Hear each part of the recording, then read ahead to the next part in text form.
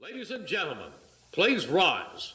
And now to honor America, please join in the singing of our national anthem. Representing the three-time Stanley Cup champion New Jersey Devils, Arlette.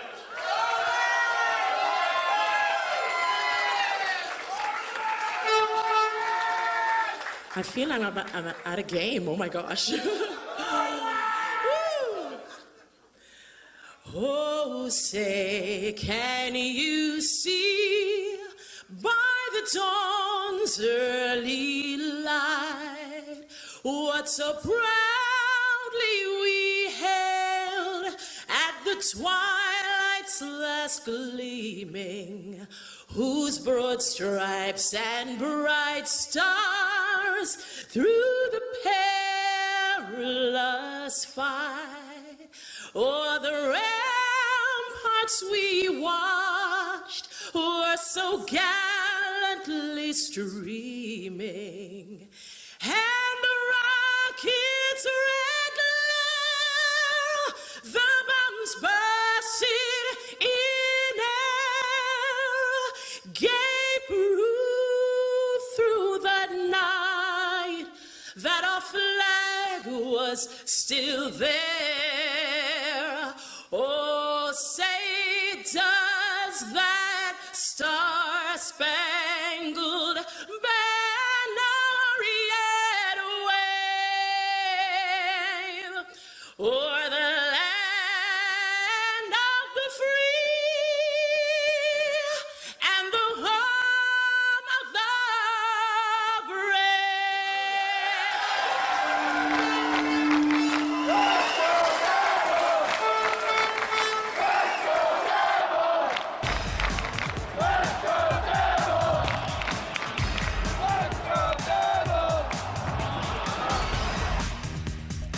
Hi, this is Chico Resch.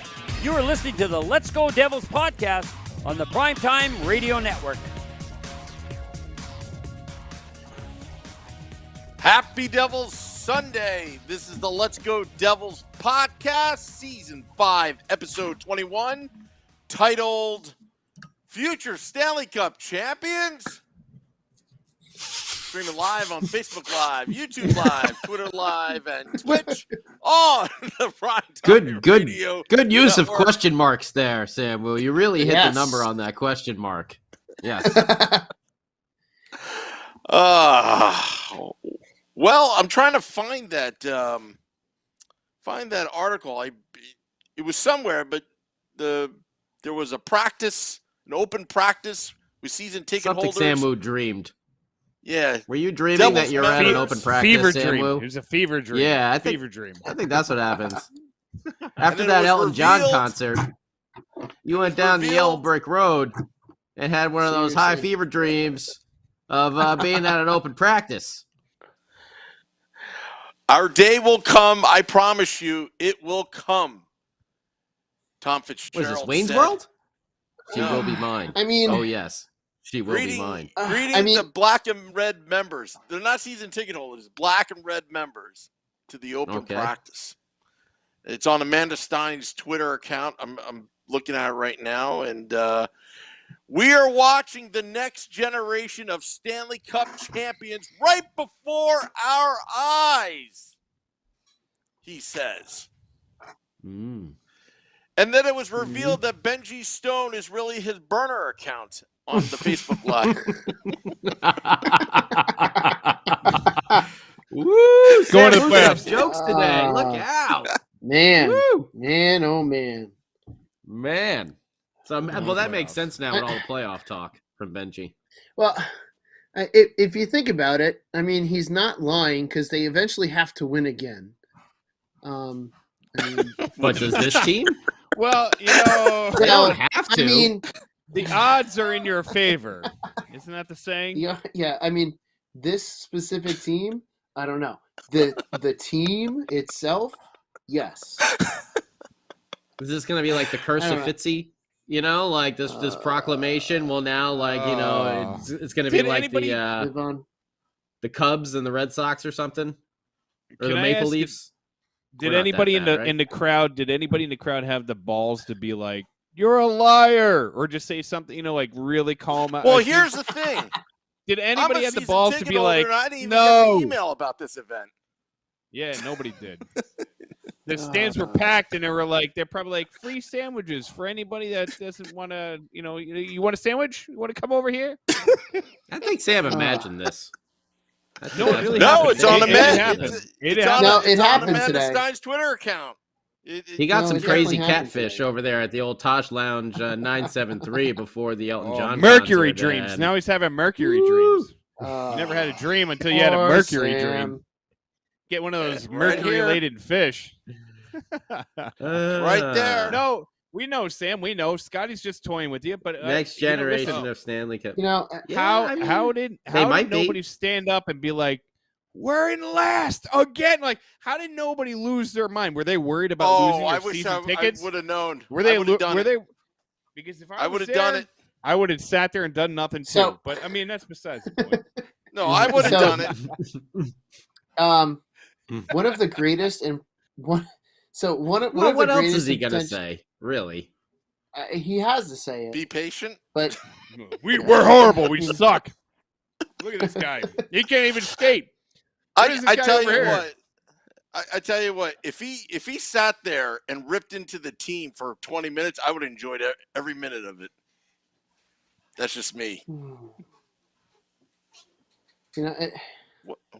I'm distracted by Beer Baron. What's going on? Sorry, I was fixing something that's about to fall off the wall. I have this painting I have a painting on the wall, and it was crooked.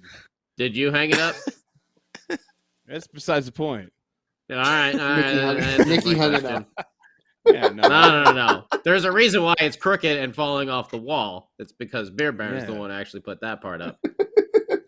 I'm a moron. I don't know how to bathe properly, or maybe I frighten small children. I don't know how to hang a picture. Yeah, it's true. I don't know how to do that. I'm gonna say that I don't know if these particular bunch will be the actual. Maybe a couple will be future Stanley Cup champions on this team as a Devil. I don't know. Maybe. I mean, Blake Coleman's maybe the Stanley Cup champion, so maybe Jack and maybe Nico, because they're signed long term, unless they demand a trade at some point. But next year. I don't know about the rest. We'll see. But so is Pablo he Zacha, trying? I don't expect to be on the team next year. No, I don't. We'd be surprised to see him on the team in a month and a half.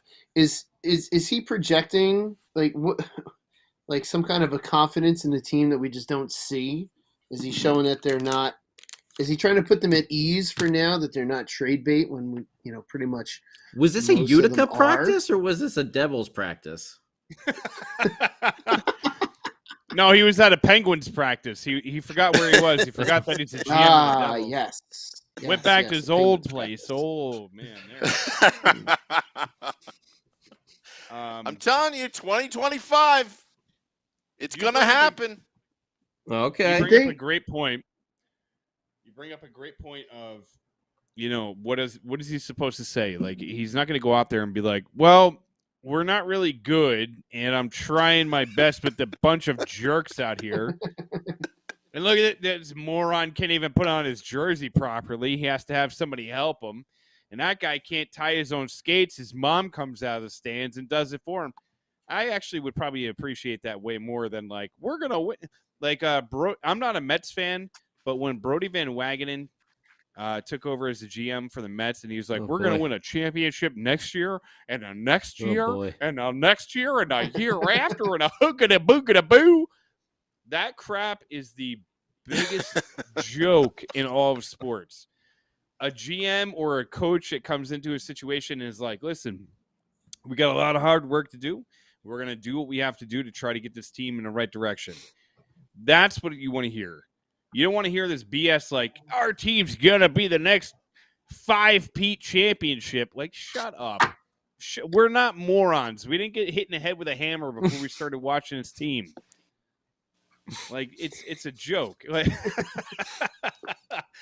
We're not friggin' morons over here, right? We're not friggin' morons. We might have been born at night, but it wasn't last night. Could you forget about it and just move on, would you? But yeah, you're right.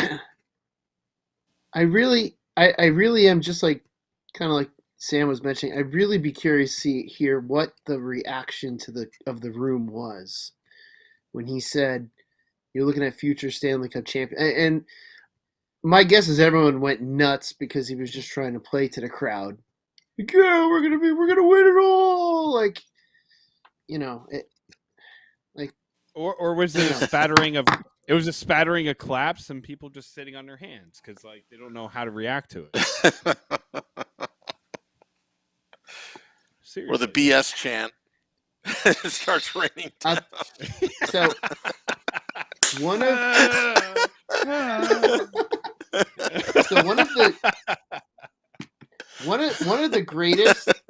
of the best and biggest disasters that the Red Bulls did was when they fired when they fired one of their coaches a couple seasons ago and brought in someone new from outside the organization. The coach they fired was a legend of the club.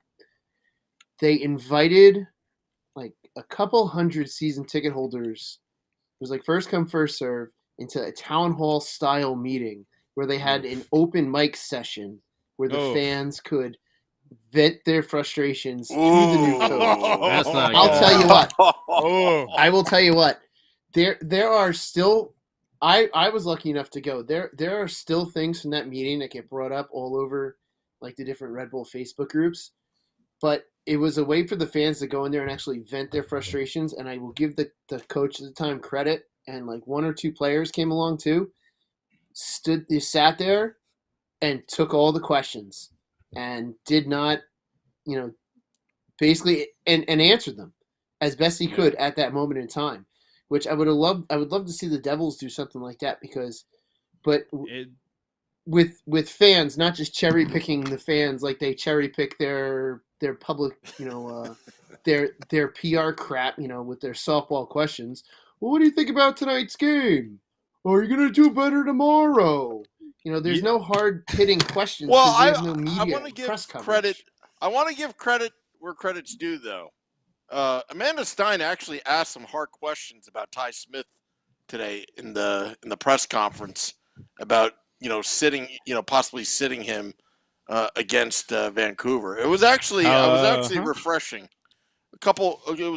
Actually made Lindy Ruff actually had to think before he answered those questions instead of reading off of a cue card. Yeah, about time they're asking that question. We've been asking it for I don't know how long with the play that Ty Smith has had this season. I mean, I'm glad that Lindy actually recognized the fact of all of the errant passes. I think he said it as he was victimized.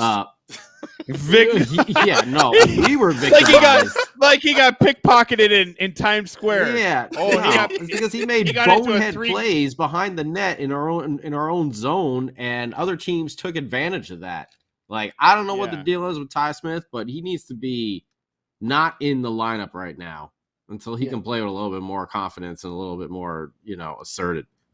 Ty Smith can't play on a Devils roster, or he can't go in Times Square near a 3-card Monty because he doesn't know what to do with himself. What drives me crazy is that Ty Smith was victimized. No, he's been playing terrible for a long time. Like, he's been playing terrible for a long time. Like, putting him on a fourth pair and having him as a healthy scratch, they should, remember Jesper Bratt in the beginning of the year? They have no problem putting Jesper Bratt as a healthy scratch to get him motivated, which always seems to work, by the way.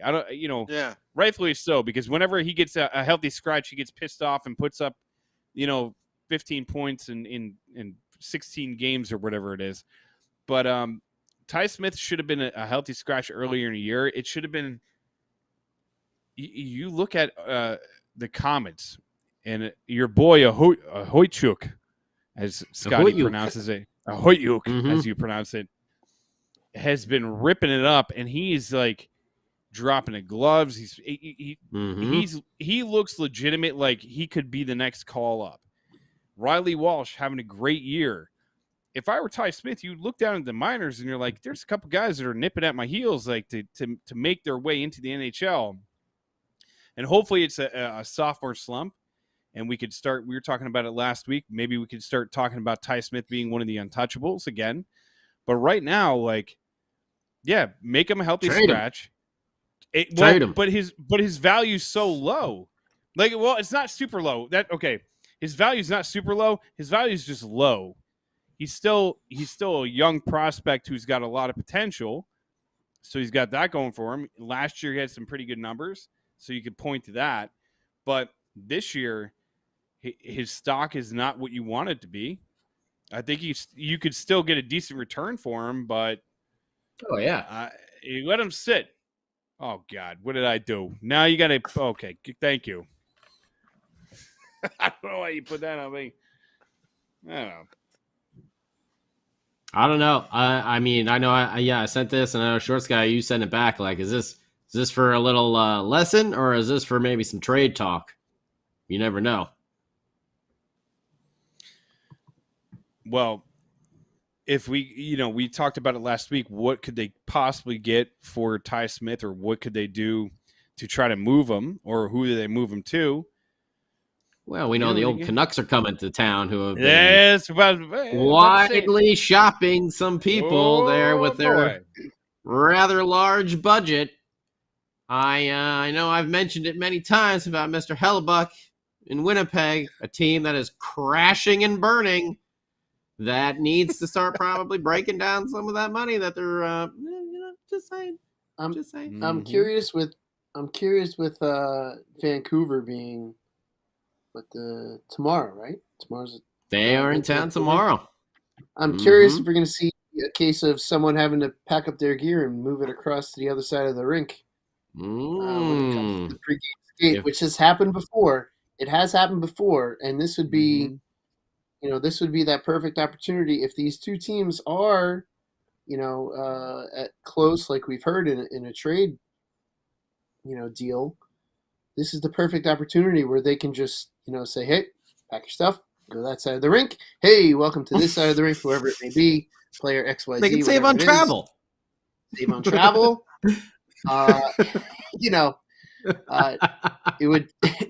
It sucks for the player that's on the road that's got to be like, I only packed like a shirt. I didn't know what I was saying. Just one shirt. Just one shirt. No pants or underwear, just a shirt. I brought a shirt. That was it. So I packed light. What do you want? I think Devils fans should be pretty excited to watch Brock Besser tomorrow night. Maybe keep a little eye on that. You never know. Yeah. You never know. Could be a post-game trade like, hey, thanks for your efforts today, but pack up your stuff. You're going over there. It would be nice to see something like that, just to see a big trade for the team and just kind of see some kind of shakeup. Like the whole, like, you're looking at the next Stanley Cup champions, like all that stuff is great, but in reality, they're so far away. Goaltending, like, I saw a stat that blew my mind. I think it was what? What'd you say? What is it? I love these goalie stats because they're so horrible. No, it was like something like we got like a 700 save percentage or something like that. Like what's going on? Pretty much, the Devils have scored like 34 goals in their last like 7 games or something like that, and they've only won 3 of them. It's some kind of like crazy. It's some kind of like crazy stat where like they've scored X amount of goals in X amount of time, and yet have only won 3 of them. Gave up 38. Somehow they gave up 38. Well, even with the outburst of goals that they've had, like look at last night's game against Chicago. Or was that last night or the night before? Whenever the hell it was. Yeah, 2 nights ago. They beat Pittsburgh, and it's like, hey, Dawes had a hell of a game. Well against Pittsburgh. Yeah, and Dawes looked great, and that was and you know what, and that's one thing that you love. You see Dawes go out there, and he's not playing against the Islanders or anything. Not to knock the Islanders, but not playing against. You're playing against Malkin. You're playing against Crosby. You're playing against Carter. You're playing against a well-established. They're in second place in the Metropolitan. you're playing against one of the better teams in the league, and he had some really, really nice saves. But really that's the nice thing saves. But that's the thing is, like, you see that happen. Big saves too, timely saves, saves, and big time saves. Yeah, if he could sustain that, if you could be like, all right, well, now we put Gillies in, and he really, pooped the bed. So we'll get your gear. You could go the right old back Benny out Hill there. music came back on again. Yeah, exactly. So if Dawes can go out there, because I feel like Schmid came out there and he had a game that he looked really sharp, and then he had a game where it was a clunker, and he had a game that looked okay, and he had a game that was a clunker. Blackwood inconsistent, Gillies like inconsistent. If you could get at least one of these guys, Dawes, if Dawes can come out there and start stringing them together, and you start to put a little bit of faith into that, like, golly, if this team could get some decent goaltending. Golly, huh? Ooh. Golly. Hey, there's children listening, Scotty.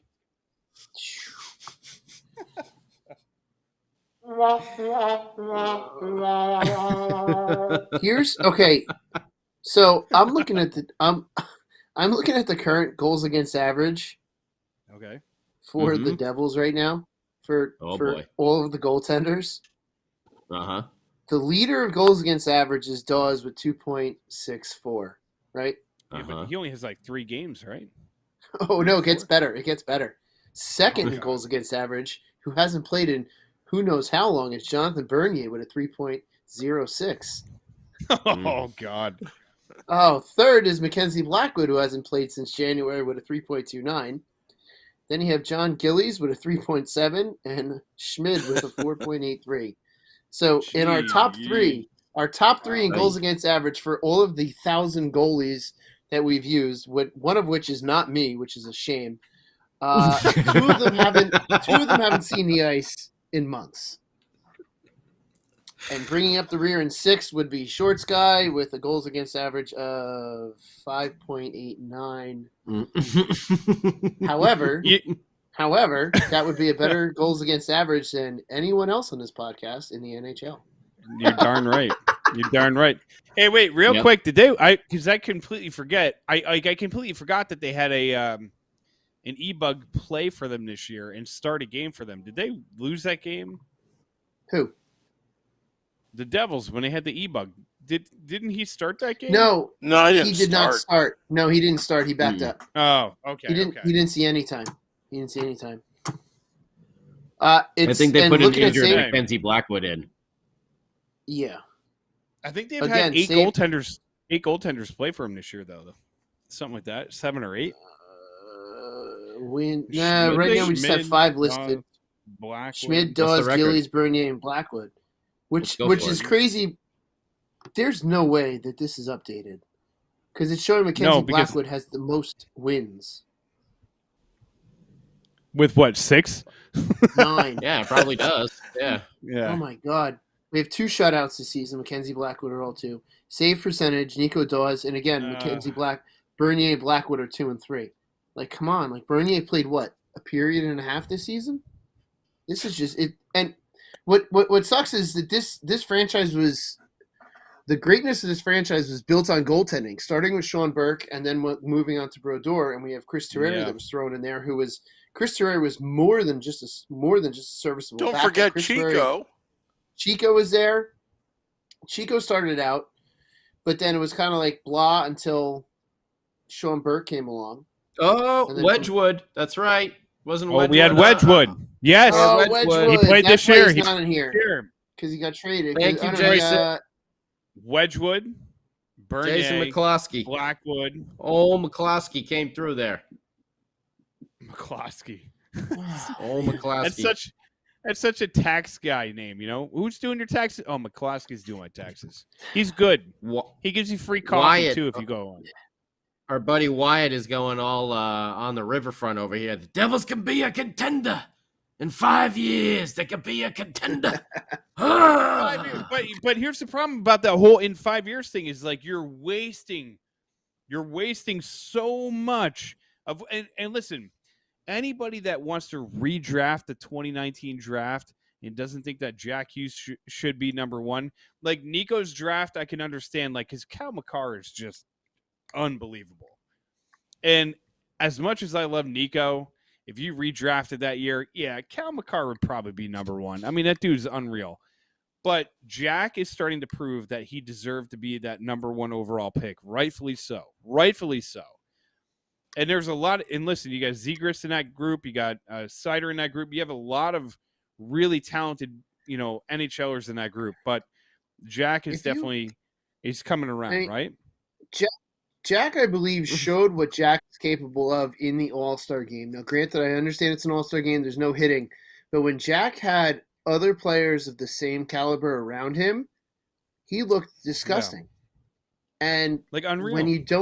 When you don't have that caliber of player that you're playing with, when players are having to play up to your level, it's difficult to do much of anything if you don't have the support. It's like we could have a fantastic goaltender right now, but if there's no support from anyone else, it's not going to do anything. So which was the problem with Corey Schneider. When you don't have all the pieces, it's not like in baseball where you can have an ace pitcher that'll get you through the season, or football where all you need is a killer quarterback. It's too much of a team sport. You've got to have the full complement of players, and we don't. Well, I will say this is one thing that I do like seeing right now, and that's if you go to the Devils statistics, number 1, 2, and 3 are Jesper Bratt, Jack Hughes, and Nico Hischier. Yeah. So I've definitely seen some turnaround with their offensive game, as Sam Wu will tell you. And again, Jack Hughes, that's Sam Blitzer Wu. All right. You can see his handle over there. I had nothing to do with, about the turnovers. I understand mistakes happen. That's Sam Blitzer Wu, not Scotty, Shorts Guy, or Beer Baron. All right. Just want to make that clear, Jack Hughes. All right. But no, their offensive game has really picked it up. And we talked about it. I know on Devils After Dark, it's like, wow, can we actually have a 60-point scorer? It seems pretty destined for Jesper Bratt here. He's sitting at 48 points, that he's going to break that 60 mark. But Jack Hughes at 36, Nico Hischier at 33. And they have 31 games, 30 games, 29, somewhere around there? 30 What games. is it? 30 games? 30 games? Bratt can get 12 points in 30 games. I would definitely think so. I would love to see both Nico and Jack break 50, but, for the contracts and everything like that, I'm expecting a 60-point player here at least. And it would be nice to at least have, some players on the team like actually putting up some numbers like that. I don't know. To me, that's the record is shot. The record is shot right now. They're never going to get to 500. I don't think they're going to get anything like that. I'm just looking at like individual players, I feel like, for the rest of the season. Yeah, and for the rest, one thing we're probably not going to see at the end of this season is the massive tryouts from Utica, because you don't want to screw up that push for a championship in the AHL. So you're not going to you may not see that wave of AHL players coming for a shot, because they're all you may see some guys go down. You know what? That is an altogether possible thing where you could see someone like a Jack Hughes, like a Nico Hischier, like a Jesper Bratt, just be like, hey, guys, just go down and win something. Go experience playoff. I was thinking like Dawson Mercer maybe. But they can't send those guys down. There's a lot of guys that don't have that. You'd have to clear those waivers guys. and all that kind of crap. So you can't just like nilly. And that is a they'll never send them down. Yeah. They won't. But I mean, I'm just being sarcastic. That's probably better for him to play on the Comets than it is on the Devils. It'd be awesome to be like, dude, just go down there and just dominate. Go play with Holtz. Yeah. Holtz is playing out of his mind down there. Go down there and just like set him up and just make it look fun. Yeah. That would be awesome if they could do that. But unfortunately the NHL can't do that. But, they're not gonna. Yeah, they're not. Yeah, I know. They can't. They can't, because then you'd have to be like, Jack Hughes is on waivers in every single team in the NHL. No, not Jack. Definitely not Jack. I was thinking more like Ty or Dawson, guys like on those. You have to have a two-way contract to be able to do that. And I don't think, even if Dawson do Mercer, I'm 90% on his rookie. Sure. I'm pretty sure. Well, either way, it doesn't matter. They're not going to do it anyway. I'm just being. They're not going to. Yeah, but I'm just being sarcastic that the Comets are that much better than the Devils. Well, they are, and I mean that's the part you don't have to be sarcastic about. Is like the culture down there up there is greater. The winning is greater. Like the entire atmosphere is better. You see it on the ice when the team is winning. Like they look like they're enjoying themselves. And this team, when they score goals, a lot of times, like the celebration is this: like you score and you just skate over and you're like, all right, thanks guys. They played really well against Pittsburgh. I don't know what it was. But that's the problem. Is this team is and then it goes back to Chicago. Yeah, and then it goes to the Chicago game, and you're like, they're just back to like bleeding goals and sleepwalking at points in game, and the second period being they gave up 3 power play goals in the second period in a row. Yeah. Yeah. Bad penalties. It's like that stretch where they couldn't stop taking bad penalties. You know, and the special teams has been a strength recently. The power play, the penalty kill, but this Chicago game, it was like it's like they jumped back to like 3.5 months ago. Yeah, but and that's the Jekyll and Hyde nature of this team is like 1 week or one game. You're like, hey man, oh wow, look at when everything. Like, yeah, when everything's clicking, when everything's clicking, you look at Jesper Bratt. Oh, hey. Yeah, you know, Jack's setting up these goals where he's like coming around the net and not looking and just throwing a pass out in front and bang, bang, boom. And then it goes into Chicago and they build up a lead and then they just like, we don't need to play anymore. Like that stat in the beginning of the year, the stat in the beginning of the year, which was the Devils are great when they have a 1 goal or 2 goal lead. If the Devils score first, that does not matter at all anymore.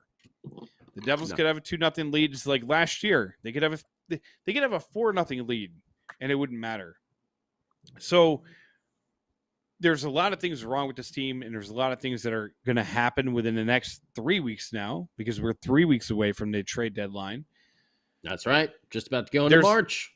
Exactly. There's a lot of things that could go on, and a lot of players that we've already discussed that could be moved, like a PK Subban or even a Damon Severson.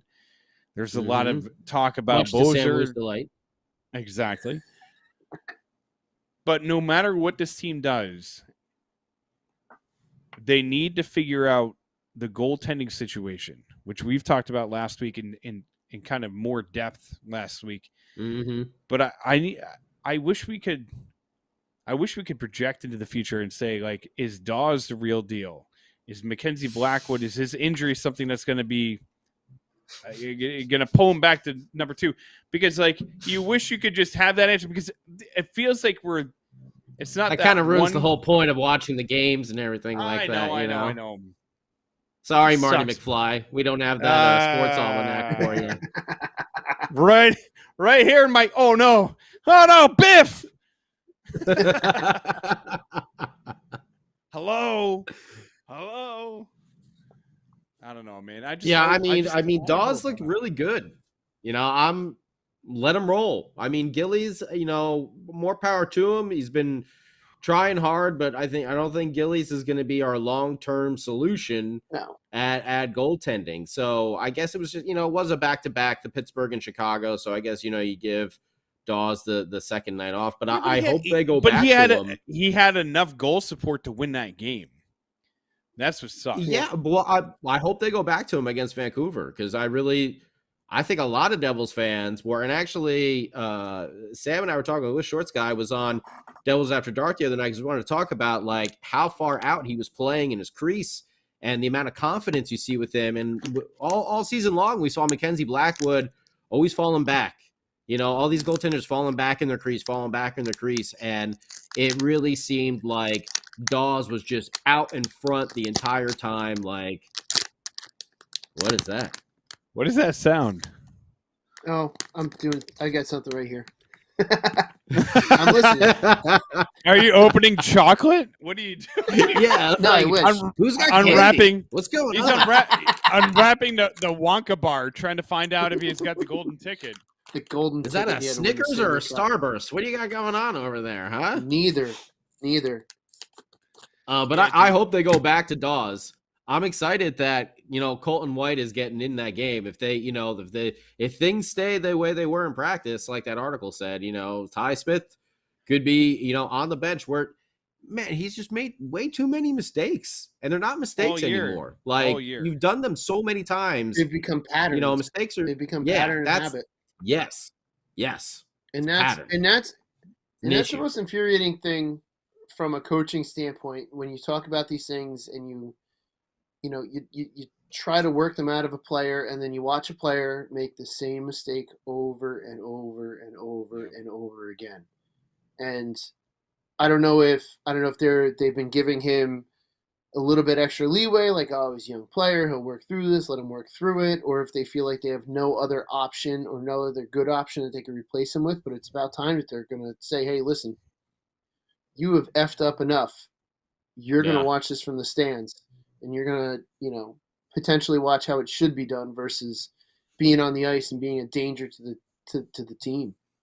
But it's maybe that's he'll the most see something infuriating from thing. up there. It's possible. See something you get a from whole up nother there. angle. Like, you get a whole nother angle. You get a whole nother view. And but a good player will. No, go ahead. Well, he froze. I thought he was. There he is. No, you're good. Hey. I was going to say, a good player will take the opportunity and try to learn and grow from it. So this will show the type of player he is. And I hope he takes that opportunity to learn and grow from it. And he doesn't take it as too much of a personal slight. But you got to imagine that they've sat in the film room and said, what was this? What are you doing wrong? Why did you do this? It's bothersome. Yeah. And you kind of nailed it on the head where if you're going up into the top booth, you look at like Jesper Bratt, who had been a healthy scratch, and he comes back like, all right, he's got a fire lit under his butt, but you hope that that's what Ty Smith is made out of.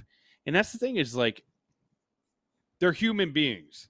Some people react to, pressure or react to, expectation in a negative way, and some act, very positively. And you just hope that this is like Ty Smith getting that wake up call, like, hey, man, you have, this team in the palm of your hand. You could be one of the top, at least 4 defensemen this year or next year if you take advantage of the situation. We saw what you did in Spokane. We saw what you did last year in your rookie year. What has changed? I would love, and I hate to say this, but you almost want to have like a team psychiatrist sit down with them and be like, what's going on, dude? Like, last year you had this, and I know you might laugh at this kind of situation, but this is like, that's a real conversation you need to have with somebody. Like, what happened last year that you felt comfortable that this year you don't feel that comfortable? Like, what changed? What is different in you? Because a lot of it, he has this skill. He has the ability to do it. I see you, Sam. Thank you for raising your hand. But as I tell my students, don't interrupt while I'm telling. Don't interrupt while I'm talking. Just wait patient like you are. Very good. Nice job. You get an attaboy. But you kind of wish that he would that they would have this conversation. All right, now Sam, go ahead. Sam, what do you got to tell the class that you couldn't wait? I forgot what I was going to say. Oh, and now you forgot. Of course you forgot what you were going to say. No. Let's jog down memory lane for a second here. If you remember correctly, Ty Smith, top line Ty last year, didn't make the team in 2019. Went back to juniors, and he was pissed off. And then he had a horrible first half of the season. I believe he was benched. You sure about that? And then the second half of the season, right before COVID, he started to rip it up. Since something happened, I have to go back and look at old articles. I think something happened because I think he had a horrible start to the season, and we were like, "Oh my goodness, we drafted this guy," and then he had a good second half, and then COVID hit, and then in his rookie year last season, he made the squad, and it was quite surprising if you remember. I think that's what happened. But I remember that note too. You are correct. When he was sent back down to juniors, when everyone thought he was going to make the team, he did eventually start tearing it up in juniors. So it does seem like he should have that positive reaction. I just don't know why they haven't done it sooner. That's the question. Why? So why let him struggle up to this point? Do they have no other option that they feel like is serviceable other than him or below him? Well, I think maybe that the injury to Dougie Hamilton probably played a part in it, because maybe they thought they couldn't take him out of the lineup with Dougie gone. But at the same time, like, when you see the team floundering the way they are, why the hell not? You know, like, all right, Dougie's out. Screw it. Ty, you're playing like a dumpster fire. We're gonna you're gonna sit your ass down too. I mean, a lot of the things that this team doesn't make sense. I think there definitely could have been an opportunity for them to sit Ty down for a game with Colton White and you know, who else did they bring up? They brought Ball up for a little bit, right? Didn't they bring someone else up too? Who am I forgetting? Yaros, right? Yaros. Yes. And he was injured for a little bit, but now he's back. So yeah, they have some other options that they can play. Colton White's been here for a while. I thought there was someone else that was on the taxi squad there for a little bit that I'm forgetting about. That was on defense, but maybe I'm mistaken. So I think they could have sat him for a while. I think you're right. They could have. But I think that might have so many. Why not? Bad passes right in front of the net, like high danger areas, like very just lackadaisical passes that you can't be making these little flips and drops and stuff. I mean, bad. It just hasn't cleaned up. I don't know. Ty was such a breath of fresh air last year, I feel like, because he worked his way up to the top line there real quickly. He was doing that little shake and bake move up on the blue line and getting his shots through and everything like that. I mean, I guess the game tape is out and teams know what to expect, and he hasn't been able to counter it so far. Do you think maybe his play was affected by watching his boy Jack get such a lucrative contract and not getting much? Or not getting reworked? You think he's I would hope not.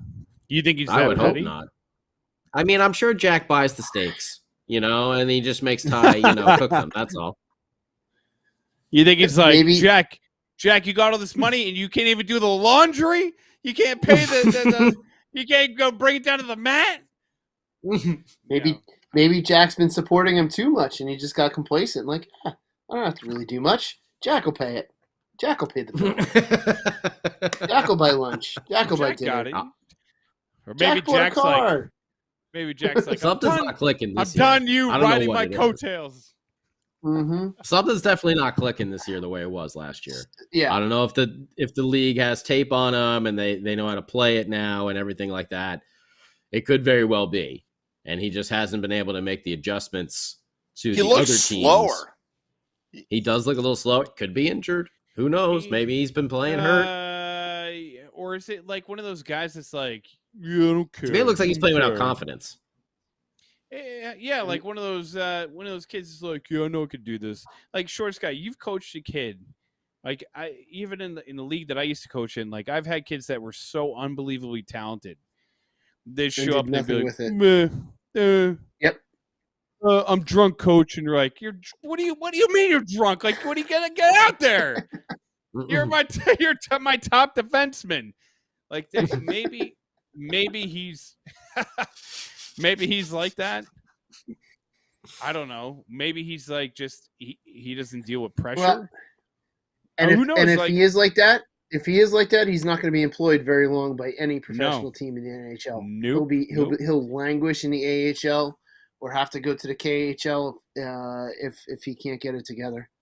Yeah, and anybody that's calling like, oh, that's stupid. That's a stupid take. That's a stupid take. Why would he be like that? There's tons of professional athletes. There's tons of professional athletes that have done the "I'm too good for this crap" and flared out in any sport. Mm-hmm. You know, you look at like a Ryan Leaf, who's supposed to be better than Peyton Manning, and we all saw how that happened. Things happen. Dudes get into the league, and that's like a big example.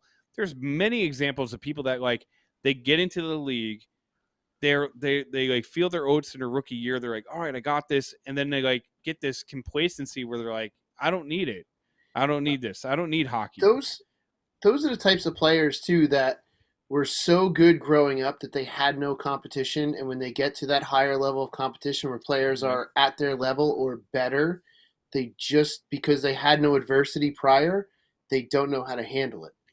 Which is weird because he's with Jack, right? So Jack Hughes could have easily been that guy too, right? So Jack was like a dude that dominated in juniors, dominated growing up, dominated like wherever he went. Mentality, though. Got into mentality though. 100%, and then got into the NHL, and then like he hit adversity his first 2 years, and there was a lot of people that were calling Jack Hughes a bust. But now you look at what he's doing, and you're like, damn, like, all right, the dude's now starting to play to his potential. If that's your roommate, if I was Jack, I'd sit down with Ty and be like, yo, get your head out of your ass. Like, what are you doing?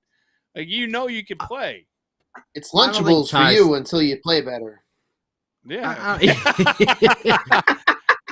Maybe he likes Lunchables. Maybe he likes it. Ty doesn't strike me as the I'm too good for this. Ty strikes me as the you need to take this more seriously and turn it on, like type of person. He seems like a very lighthearted. Yeah, like I don't think he thinks he's too good for it. I think Ty sometimes maybe forgets he's playing NHL hockey, and he's not on the pond anymore, and he needs to turn it on and be like super focused the entire time, and you're not making drop passes to nobody in front of your own goal and setting up the other team. Yeah, that's just my perspective. But how do you have a roommate like Jack Hughes that doesn't hold you accountable? Like, no offense, if professionals. Like, I mean, if we all lived together and we were all playing professional hockey, and like, yeah, but let's be real, like that's your boy. Like, if you lived with your buddy and you're on the same team, you can't tell me any of you guys wouldn't be like, dude, get your head out of your ass. Like, what are you doing, bro? Like, how are you doing that? Like, you would hold your friend accountable. Yeah, I mean, if you think he's really not trying, I mean, I don't think Ty Smith is really not trying. Like, I don't know. That's tough. If he's showing up drunk, that's one thing. But yeah, if he showed up drunk, yeah, then then you would say that. That's a true story. So but the if you're Jack, if you're Jack and you see Ty's not coming home, or is coming home really late and like stuff like that, and you gotta jump into that situation. That's one thing. Yeah, I don't know. Like they are still kids and they are still learning their ways in the NHL. Some players take. I mean, like with any of us, like with anyone else, you said it before. They're human beings. Some people take a little bit longer to develop mentally, along with the physical attributes, in order to be the professionals that they should be. Maybe Ty is a late bloomer. Could be, but the defensemen always take a lot longer to develop and to become good than forwards. Yeah. So, I mean, think about it. What Niedermeyer was drafted? What, 92? Douglas Walker says Butcher 2.0. Douglas Walker strikes again. That was good. Yeah, I bet him down in Tampa.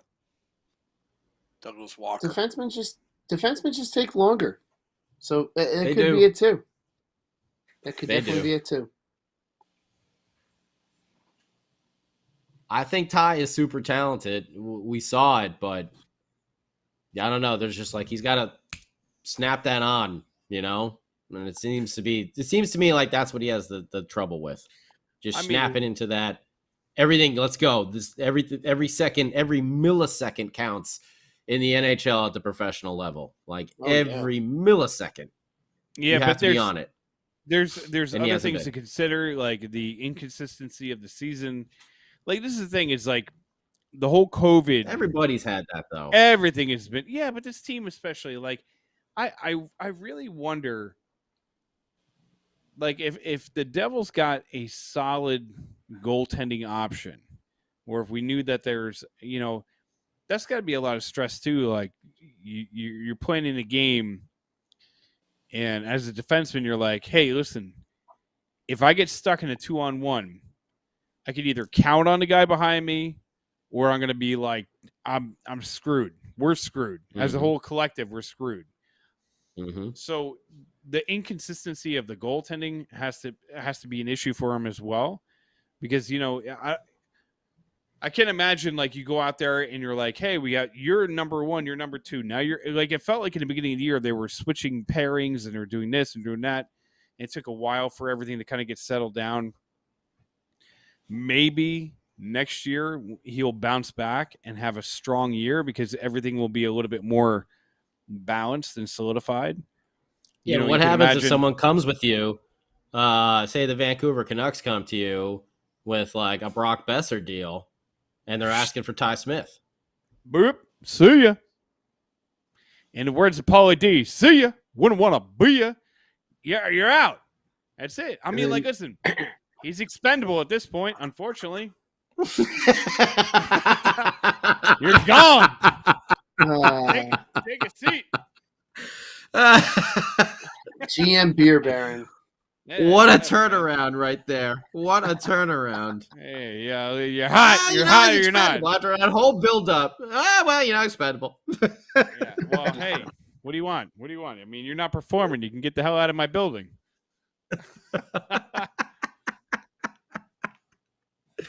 You're not doing it? Yeah, take a hike. Too good. Sam, did you want something, Mr. Blitzer Woo? I don't know. You know what? I'm glad to see benchings though, because I've been talking about accountability. I've been talking about accountability from day one, and I think I'd like to see more of this in a positive manner. Meaning, you want the player to do well, but you have to draw the line of, okay, your effort is not good enough. You are talented. You should be playing better.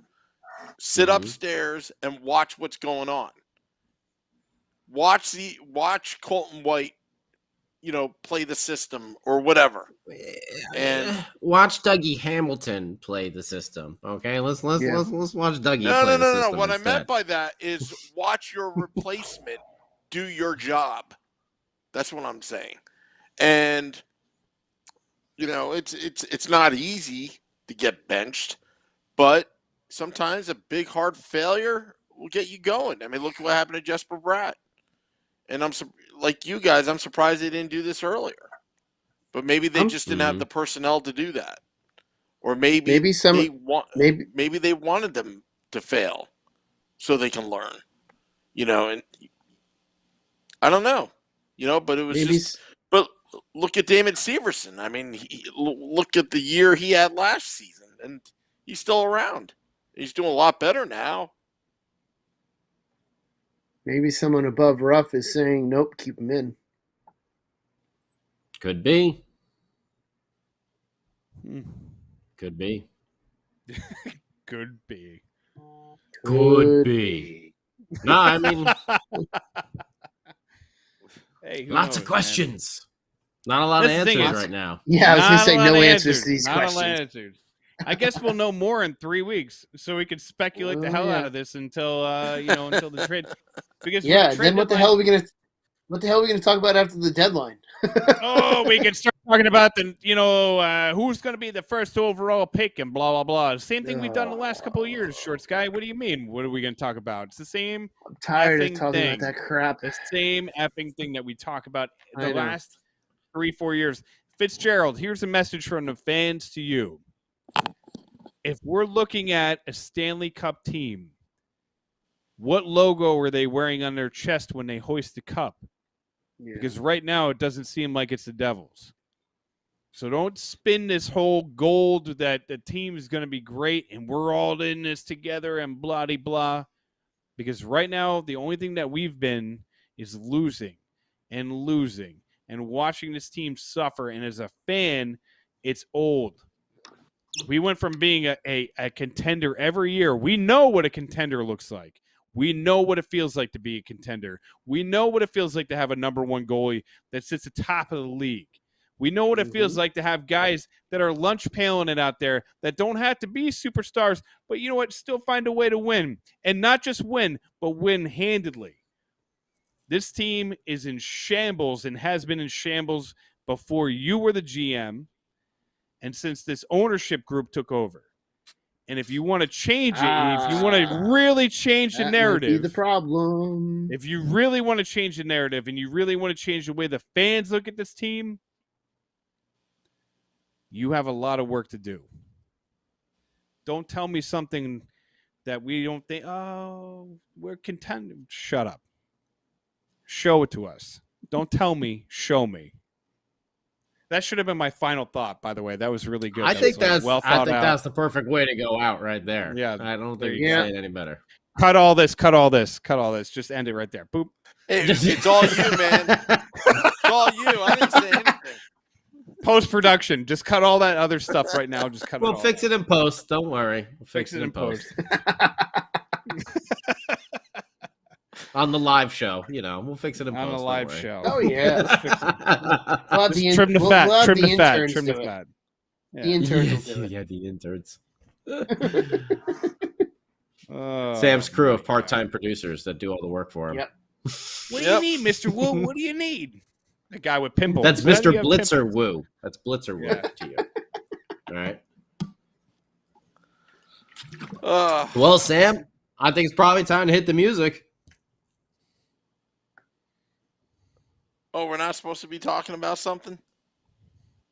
No, you know what? Skip it? We'll save that for our final thought. Okay. Who's gonna go? All right, hit the music. All right. We doing final thought? Or are we gonna or Sam hitting the music? Final thoughts. Or both? I'll start. So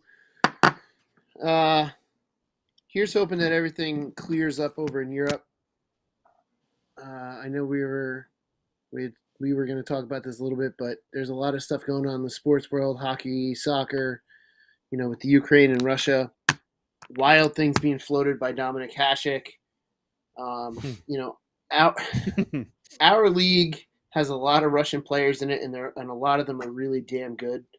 We just hope that the geopolitical stuff that there's a solution to it, and that it quickly ends. And much love to the people of the Ukraine, and hoping that they can get through this all in one piece, because they're I've never been there, and I wouldn't mind visiting, but there's a lot of they're going through some stuff now, and we hope nothing for the best, and that not many lives are lost. Unfortunately, we have lost some, but hopefully with news of some talking going on in the early mornings of Monday, which should be coming up shortly our time, here's hoping the issue can get resolved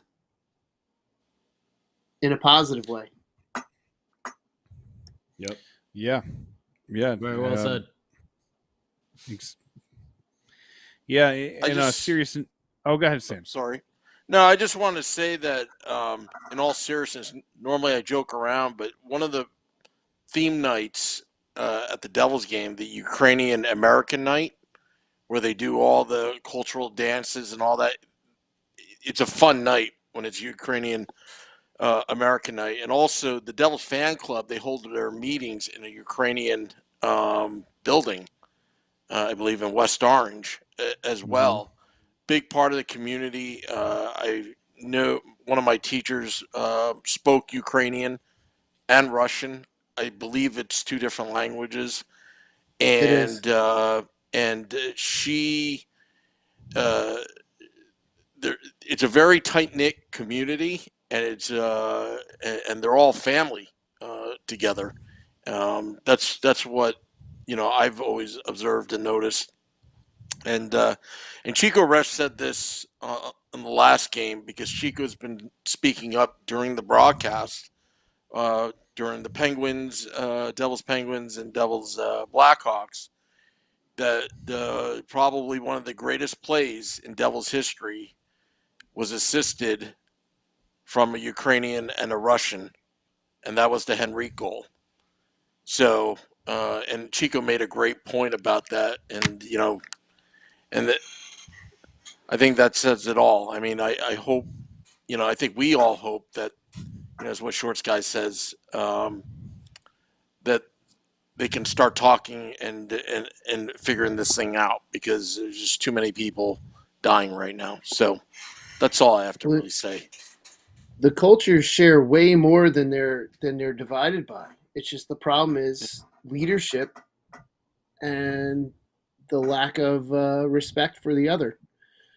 Like having a nut job as a leader versus having an actual leader that's willing to get down and dirty on the streets. So that's what it comes down to. Beer burn? Hey, man, may peace prevail. That's it. You guys said it great. I don't think I could say anything else about it. May peace prevail. And scary times as we've been living through. I will say this. Can we go a damn year without having to have some kind of serious altercation or virus or something going on, for the love of God? Can we just have a normal year? And maybe that's the year that the Devils actually contend for a Stanley Cup, is when everything is normal and feels right as rain. And then the Devils ascend to the top of the league and blah, blah, blah. But all joking aside, honestly, hopefully, cooler heads prevail and peace prevails. But that's it. 2024-25 season. I'm calling it right. I got to wait that gosh dang long. I screwed up the music. Sorry, guys. Just waiting for it to loop back. We end on such poignant notes, and then all of a sudden, the music doesn't work. Yeah. It's okay. We don't have a boss. I want to thank all those tuning in, dropping the podcast at midnight. Game Day Live tomorrow, Vinny Parisi and I, 6:30 p.m. Eastern, because it's 7:30 start. Vancouver and the Devils. And Devils After Dark, Scotty and I will recap the game that was. Hopefully it'll be a big victory. Hopefully we can scout out a possible trade. Maybe players that we may want. You never know. But thank you all. Till next time, let's go Devils.